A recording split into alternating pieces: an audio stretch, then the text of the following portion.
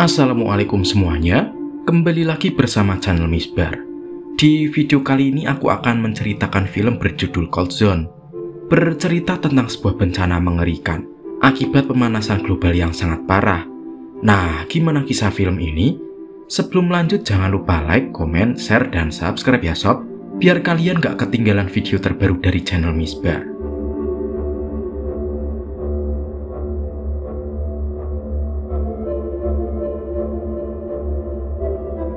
Film memperlihatkan sepasang suami istri bersama putra kesayangan mereka.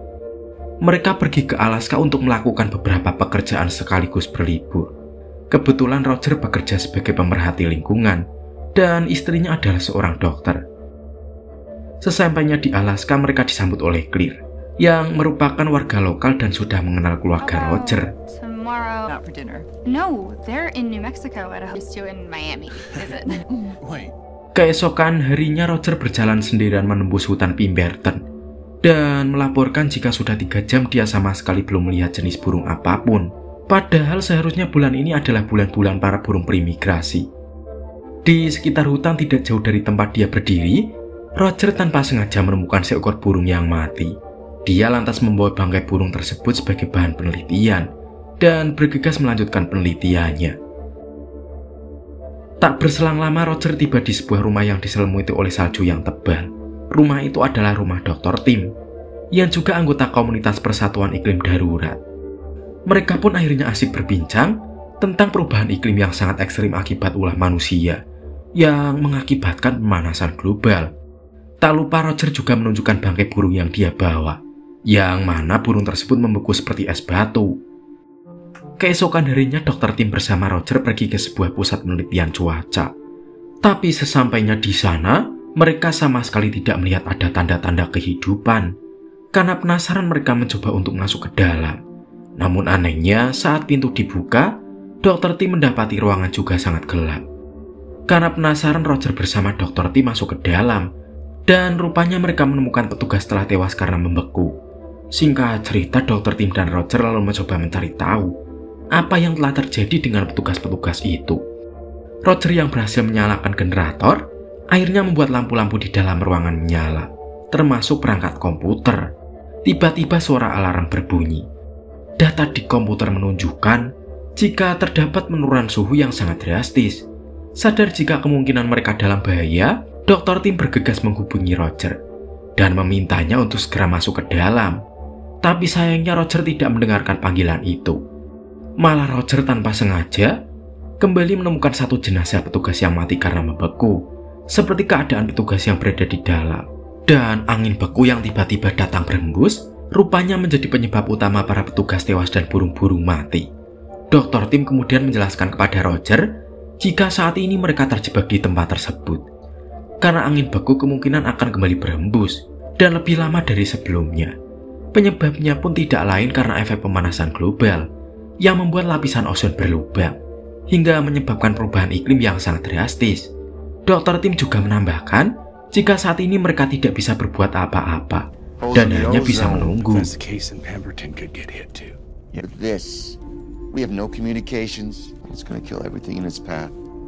Saat malam, angin beku yang ditakutkan oleh Dr. Tim dan Roger akhirnya tiba di wilayah Pemberton.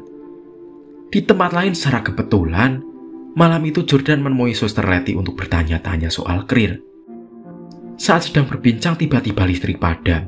Rupanya badai es itu mulai bergerak dan hembusan anginnya telah merusak beberapa gardu listrik di kota. Tapi untungnya tidak berselang lama listrik kembali menyala.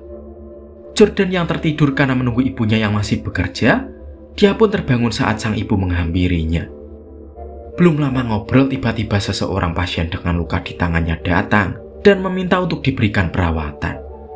Bersamaan dengan itu, seorang dokter bersama tenaga medis datang dan membawa jenazah Mr. Watson. Si dokter mengatakan jika Mr. Watson ditemukan telah membeku. Di tempat lain, Roger masih berusaha menghubungi istrinya untuk memberikan kabar. Tapi sayangnya tidak ada sinyal di tempat tersebut. Roger pun mulai diliputi rasa cemas karena dia tidak bisa memberitahukan perihal badai es bisa datang kapan saja. Dr. Tim lantas menyarankan kepada Roger untuk membawa mereka segera keluar dari kota tersebut, karenanya itulah jalan satu-satunya yang bisa mereka lakukan.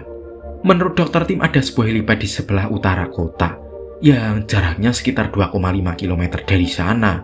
Dr. Tim kemudian memperlihatkan kepada Roger bahwa masih ada satu wilayah yang kemungkinan tidak tersentuh BDS. Selain itu, suhu udara saat ini berada dalam ambang normal, sehingga memungkinkan untuk segera pergi meninggalkan tempat tersebut. Tapi hal mengejutkan terjadi saat Dr. Tim menolak ajakan Roger untuk keluar dari gedung itu. Dia mengatakan jika akan tetap tinggal di gedung, dengan alasan dia membutuhkan data-data yang harus dia kirim ke pemerintah sebagai bukti. Dengan perasaan sedih mereka pun berpisah. Roger sendiri menjanjikan akan segera kembali usai ia menemui keluarganya, meskipun itu adalah hal yang sulit, mengingat angin yang berhembus bisa membunuh apapun dalam sekejap. Scene kemudian berpindah pada Jordan dan ibunya, yang kala itu menonton berita di TV. Kebetulan berita yang disampaikan juga tentang anomali cuaca yang sangat ekstrim, hingga menyebabkan kerusakan serta pemadaman listrik di beberapa negara. Jordan dan sang ibu pun mulai cemas, karena hingga saat ini mereka belum mendapatkan kabar dari Roger. Sementara itu Roger menyempatkan diri untuk berhenti dan menghubungi sang istri. Tapi sayangnya teleponnya tidak diangkat. Tidak kehabisan akal, Roger segera menghubungi putranya, dan untungnya Jordan mengangkat teleponnya. Roger menyampaikan permohonan maafnya kepada sang anak karena telah membawa mereka ke Alaska. Jordan yang bingung dengan maksud ucapan Roger akhirnya paham. Sang ayah mengabarkan akan ada badai datang dan membekukan tubuh secara total. Roger juga meminta sang anak untuk tidak keluar kemanapun dan menunggunya datang menjemput dia. Roger pun kembali melanjutkan perjalanan sebelum badai kembali datang. Sementara di tempat Candice bekerja tiba-tiba menjadi ramai. Orang berdatangan dan mengeluh sangat kedinginan. Ditambah lagi salah seorang warga mengkonfirmasi jika akan ada gangguan listrik dan himbauan kepada seluruh warga untuk tidak keluar ruangan karena udara yang sangat ekstrim. Tapi sayangnya beberapa warga seolah tidak peduli dan mengatakan jika mereka sudah terbiasa dengan udara dingin seperti itu karena akan membekukan tubuh manusia dalam hitungan detik. Singkat cerita, para warga tidak mau mendengarkan saran dari Candice untuk tetap tinggal di klinik. Mereka nekat melanjutkan aktivitasnya seperti biasa. Sementara itu Roger kembali berhenti dan memutuskan untuk sementara membuat shelter dengan menggali gundukan salju dan berlindung di dalamnya karena badai akan kembali datang.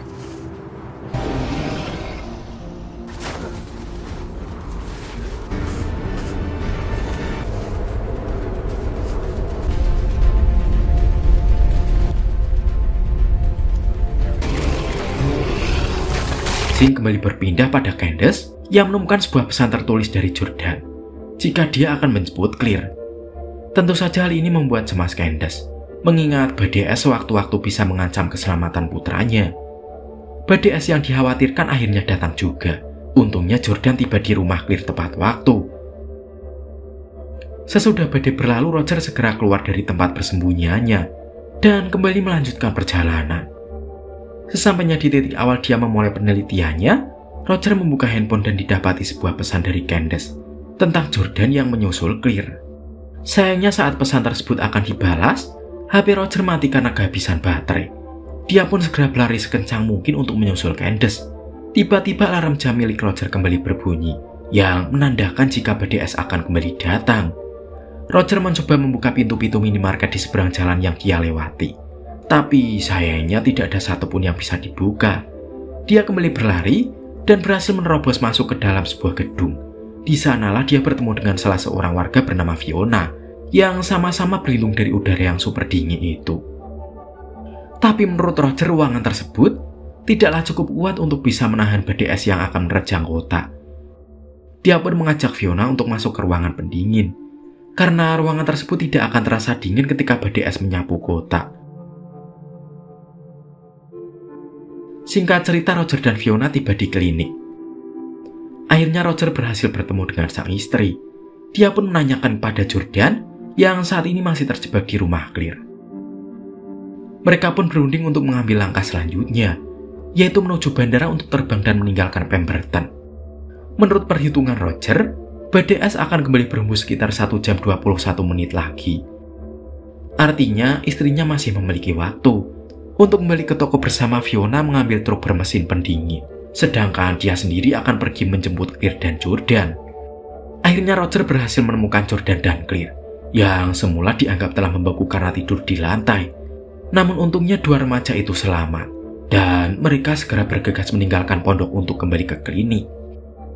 Tidak berselang lama Roger datang dan bertemu dengan keluarganya. Secara kebetulan mereka melihat tayangan berita yang menyatakan jika pemerintah akan melakukan evakuasi pada semua warga. Tentunya informasi yang mereka peroleh adalah atas sinyal bantuan yang sebelumnya sudah dirancang oleh Dr. Tim. Tanpa menunggu waktu lama, Roger bersama rombongan bergegas keluar dari klinik untuk pergi meninggalkan Pemberton. Tapi salah satu rekan Candice yaitu Letty memutuskan untuk tetap tinggal di klinik dengan alasan dia tidak bisa meninggalkan orang-orang yang dia sayang. Akhirnya tanpa Letty, Roger beserta rombongan memutuskan untuk tetap pergi menuju bandara. Di tengah perjalanan, truk yang mereka tumpangi terpaksa harus berhenti karena di depan mereka ada mobil-mobil dengan warga di dalamnya yang telah mati dalam keadaan membeku. Mengingat jalur tersebut adalah jalan satu-satunya menuju bandara, Roger pun kebingungan dan tidak tahu harus berbuat apa. Dan di waktu yang bersamaan, alarm tanda BDS yang akan datang kembali berbunyi. Dia dan rombongan bergegas masuk ke dalam bak truk untuk bersembunyi di dalam. Dinginnya angin es yang berhembus membuat Roger dan keluarganya merasa sangat kedinginan di dalam. Tapi untungnya mereka berhasil selamat. Tiba-tiba Claire mengatakan jika dia mengetahui jalan pintas yang bisa mereka lewati, yaitu jembatan putih. Tapi menurut Fiona, jembatan tersebut mengalami kerusakan karena es dan sudah ditutup. Karena tidak ada pilihan lain, mereka akhirnya nekat menuju jembatan tersebut. Setelah badai reda, hawa menjadi super dingin. Ditambah lagi bahan bakar kendaraan mulai menipis, membuat Roger panik jika truk yang dia tumpangi tidak akan sampai tujuan. Apalagi dia harus berlomba dengan hembusan angin es yang akan kembali datang dengan rentan menit tertentu. Melihat Roger yang mulai pesimis, Fiona akhirnya menawarkan dirinya untuk menggantikan posisi Roger menyetir kendaraan. Meskipun awalnya Roger menolak permintaan Fiona, akhirnya mau tidak mau dia menuruti ucapan Fiona. Roger lantas menepikan truk dan segera memberikan selimut untuk Fiona. Singkat cerita, perjalanan pun kembali dilanjutkan. Tiba-tiba alarm jam Roger kembali berbunyi. Artinya hembusan angin beku akan segera datang. Roger meminta istri dan anaknya untuk bersiap-siap dengan hembusan angin beku yang akan menerjang mereka. Di sisi lain, Fiona berusaha mati-matian untuk bisa melewati jembatan yang rusak. Dan tiba-tiba datang hembusan angin beku yang dalam waktu seketika melumpuhkan tulang belulang. Pada akhirnya Fiona tidak mampu untuk bertahan dan truk pun berhenti. Rupanya Fiona benar-benar telah menyelesaikan tugasnya dengan mengantarkan Roger dan rombongan menuju landasan. Tapi helikopter tidak bisa dibuka. Roger meminta Jordan untuk mencoba mencari kunci helikopter di dalam kantor. Setelah berhasil menemukan kunci, Roger dan tim bergegas naik helikopter dan meninggalkan Pemberton. Di sisi lain, angin baku kembali berhembus dan hampir saja membuat mesin helikopter mengalami kerusakan. Namun untungnya Roger berhasil menaikkan pesawat dan berada di atas hembusan angin beku.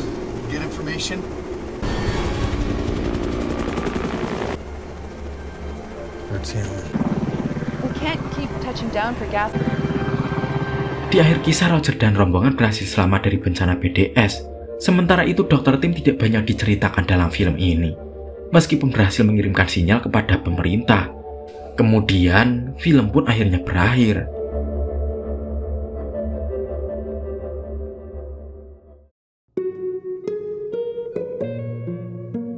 Nah, menurut kamu pelajaran apa yang dapat kamu ambil setelah nonton, Sob? Komen ya. Itulah cerita film kali ini. Semoga kalian terhibur ya, Sob. Sebelum aku pamit, jangan lupa like, komen, subscribe, dan aktifin loncengnya ya. Makasih udah nonton. Sampai jumpa di video yang lainnya. Wassalamualaikum warahmatullahi wabarakatuh.